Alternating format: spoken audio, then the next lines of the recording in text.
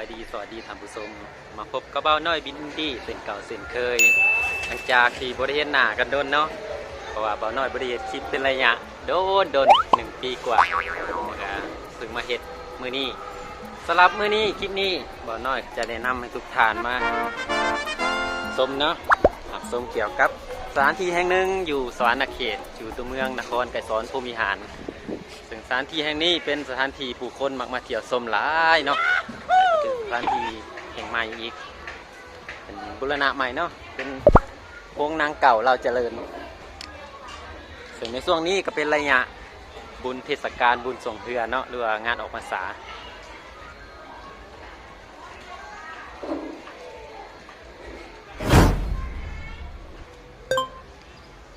จะเป็นห้านอาหารเนาะบูรณะใหม่สร้างใหม่เป็นสถานที่ถ่ายรูปสถานที่บันเทิงเนาะมักผู้คนมักมาถ่ายรูปงามหลาย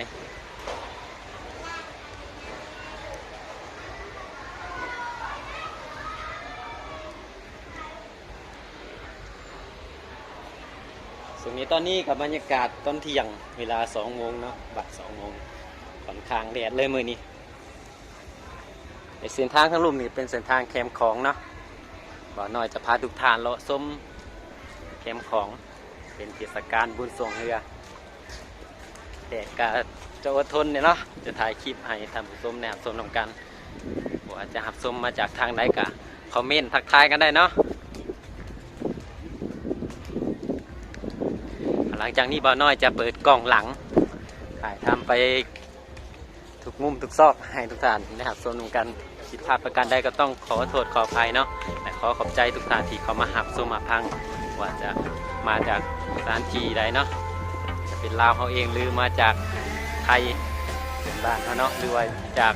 อเมริกาจากสถานที่ใดก็ขอขอบคุณขอบใจหลายๆเนาะจะมีงามหลาย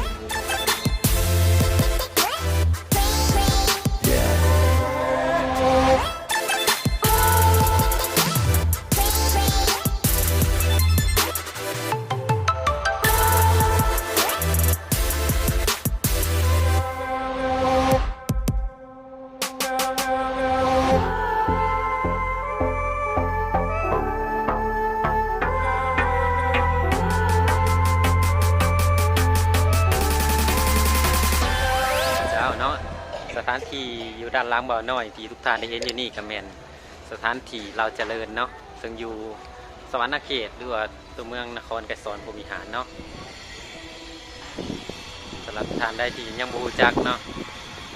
เปิดเป็นห้านอาหารเป็นสถานที่ท่องเที่ยว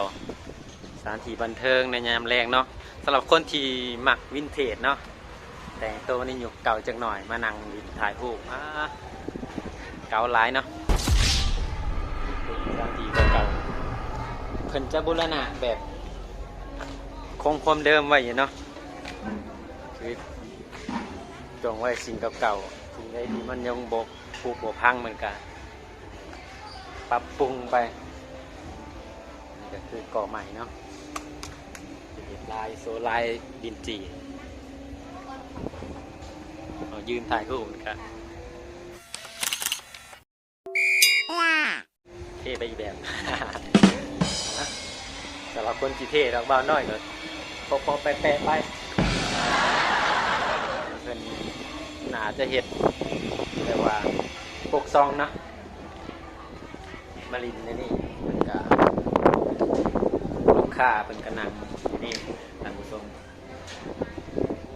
ปกซองเสมอว่าห้องเพลงเก่าอยู่แบบนะ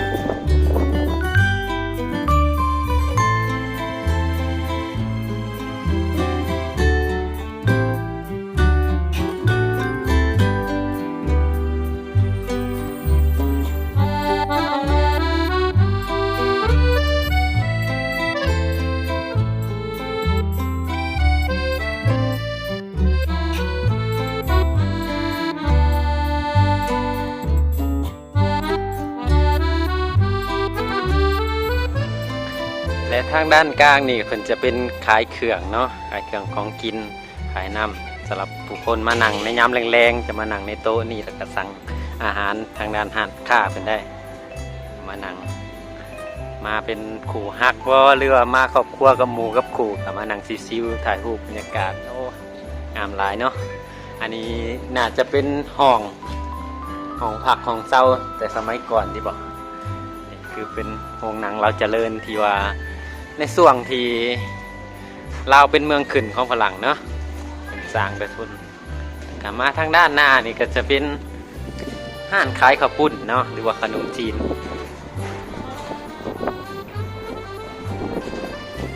คือข้าวปุ้นบ้านธาตุบ้านอ๋อเพิ่นมาจากบ้านธาตุอีหังเนาะบ้านธาตุอีหังผู้ใดมาเที่ยวชมกับมานั่งกินข้าวปุ้นเพิ่นได้อ้อยขออนุญาตเด้อน้ำเนาะน้ำข้าวปุ้นจะแซ่บคนส่วงแรงๆเพิ่นจะมานั่งเต็มอยู่นี่นี่คือแม่เพิ่นมาขายจากบ้านธาตุอีหังบรรยากาศโอ้ขังหลายก่อกำแพงบังยำแรงจะไต่ไผ่งามเดี๋ยวมาหน่อยจะพาเขาไปหับส้มทางด้านในเนาะในโรงหนังเก่า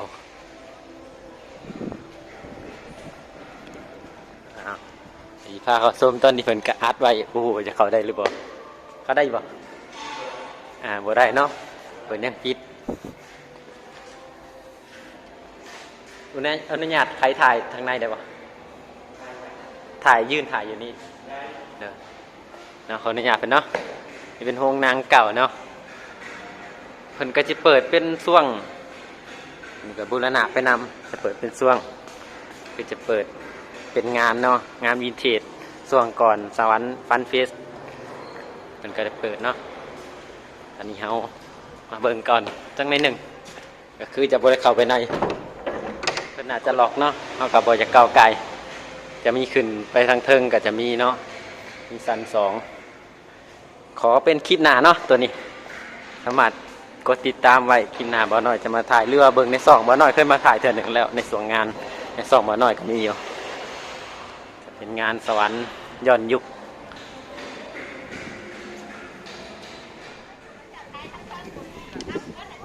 ส่วนนี้ก็เป็นมุมสูงเนาะสูงให้ท่านผู้ชมได้เบิ่งตอนนี้เพิ่นก็ยังบูรณะบางสิ่งบางอย่างเนาะ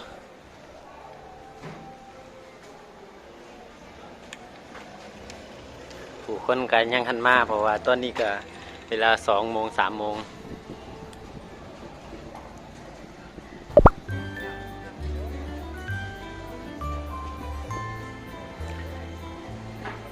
ก็ฝากติดตามส้มบ่อน้อยได้เนาะจะมาถ่ายอยู่เรื่อยๆมีโอกาสมากก็จะมาถ่ายให้ท่านผู้ชมได้เบิ่งครับส่วนของกันเนาะสำหรับคนที่ห่างไกลบ้านเคยอยู่สวรรณเขตเคยมาลินสวรรณเขตก็สิคิดฮอดคิดถึงเนาะบ่น้อยก็ปลื้มปิติหลายก็เว้าผิดเว้าถูกก็ฟังนำกันเนาะ ประมาณนี้เด้อสถานที่เบื้องถึงสำหรับแรงๆหรือว่าคอยค่ำลงจังหน่อยเนาะจะมีตะเวนตกอยู่เบื้องฝั่งไทยเพิ่นเราจะแนมเห็นตะเวนตกงามๆแล้วก็มีไฟแสงสีเพิ่นเปิดดอกไฟงามตาเนาะงามหูงามตามาถ่ายรูปพอแล้วกับจบจากเถื่อถ่ายรูปเนี่ยอันนี้บ่น้อยก็เก่าไกลขึ้นมาเนาะเป็นกำลังสร้างเล็กตะปูเป็นยังน่าจะเฮ็ดห้านหรือว่าสถานที่ฝากเศร้าอันนี้ก็ยังบ่ฮู้เนาะก็ติดตามกันไปเรื่อยๆคลิปนี้ก็จะแบ่งหลาย EP เนาะท่านผู้ชมคลิปสำหรับแคมป์ของเป็นคลิปของเราเจริญแล้วก็คลิปแคมป์ของบุญทรงเรือประมาณนี้เนาะ